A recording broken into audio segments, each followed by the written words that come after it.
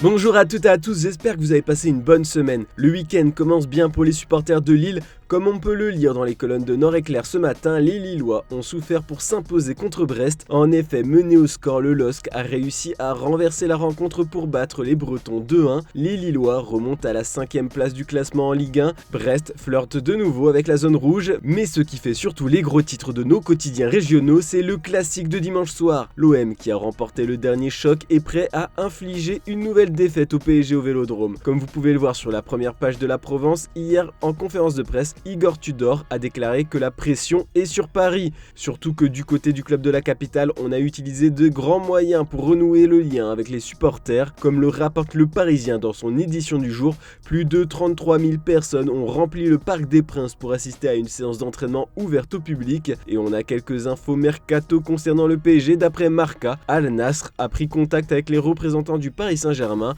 et l'ancien défenseur espagnol Sergio Ramos au sujet d'un transfert potentiel. Puis Messi aussi pourrait quitter le club pour rejoindre son club d'enfance, les Newell's Old Boys. Il envisage sérieusement la possibilité de jouer pour Newell's, a récemment déclaré Agüero, des propos repris par le Daily Mirror. En tout cas, d'après l'équipe, son avenir au PSG sera décidé juste après le match contre le Bayern. Bon, après ce petit écart mercato, on va continuer de feuilleter la presse française car il y a pas mal de choses à dire sur l'équipe de France féminine qui a été plongée dans le chaos hier. Un bras de fer a été lancé entre plusieurs joueuses et Corinne Diacre, comme on peut le lire dans l'équipe ce matin. Je vous résume ça. Ce vendredi, Wendy Renard, capitaine emblématique des Bleus, a surpris tout le monde en annonçant sa mise en retrait de la sélection, invoquant des raisons sportives pour se justifier.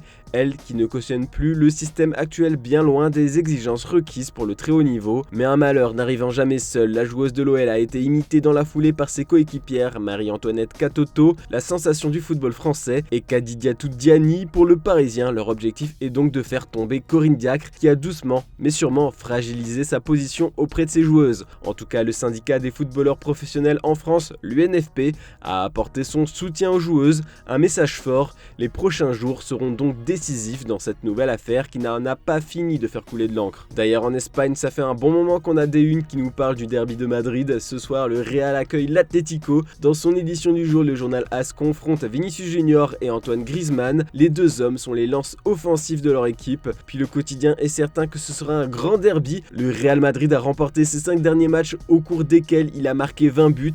Quant à l'Atlético, il est invaincu depuis 6 matchs en Liga et n'a encaissé que 2 buts durant cette période. Du côté des journalistes d'AS, ce qui interpelle le plus, ce sont les jeunes joueurs qui vont participer à ce derby. Pour eux, Camavinga et Pablo Barrios lancent une nouvelle ère pour les chocs Real Atlético. Si on se déplace en Catalogne, on voit que l'élimination en Ligue Europa reste encore en travers de la gorge de pas mal de supporters du Barça et de journalistes, comme l'écrit Sport dans son édition du jour. Même si la compétition européenne n'était pas l'objectif principal du club, sortir aussitôt est une déception. Maintenant, pour réussir sa saison, le club doit absolument faire le doublé Coupe du Roi Championnat. En plus, vu que l'équipe de Xavi a déjà remporté la Super Coupe, ce sera un triplé. En attendant de remplir un peu plus son palmarès, le FC Barcelone compte bien aussi étoffer son effectif pour pas cher. Et d'ailleurs ce matin, Mundo Deportivo met bien en avant Marcus Thuram sur sa une, et ce n'est pas une coïncidence. D'après le quotidien, le Français qui quittera le Borussia Mönchengladbach en juin intéresse fortement le club catalan. Ses agents ont proposé ses services aux dirigeants blaugrana. En plus, le journal joue sur la corde sensible. Il n'oublie pas de rappeler que Marcus Thuram a déjà joué pour le Barça quand son père était un joueur du club entre 2006 et 2008. Direction l'Angleterre maintenant, on retrouve une fois encore Eric Tenard en une du Manchester Evening News. Le quotidien anglais est complètement sous le charme du tacticien néerlandais ces dernières semaines et ce n'est pas prêt de se finir. Mais ce qui nous intéresse le plus se trouve à l'intérieur du journal, 2 interviews de joueurs d'United.